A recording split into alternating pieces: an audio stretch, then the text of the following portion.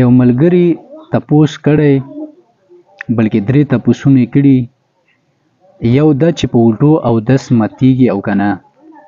په دې سوال کې یو بل سوال کړی چې په الټي صفه دي که ګنده.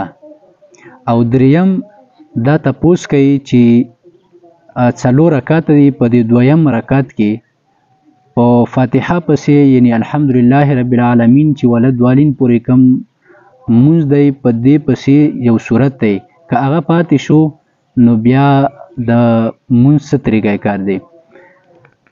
مسله په الټو اودس ماتیږي او که نه. په الټو باندې اودس هله ماتیږي چې کله ته دغه الټې وبه ګورې چې دغه الټې د الټو نه د خوله ډکېږي که نه. که خوله ته نه ډکېده خو اودس چې کوم دی مات شو، که نه ډکېده نو بیا اودس نه دی مات. او الټې صفه دي که ګنده.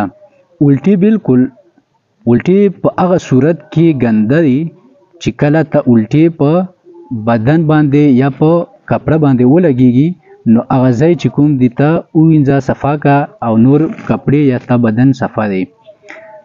دریمه پوښتنه دا کوي چې یو کس دی مانه په مونځ کې ماسپښین مونځ دی 4 رکعته سنت دي، او په دې سنتو کې د دویم رکعت کې ما دغه فاتحه پسې ولدوالین نه بعد چې کوم دی صورت دا ما متصل نه کړو، ما ونه ویلو، نو په دې مونځ سره د 4 رکعته سنتو سره زه څه وکړم؟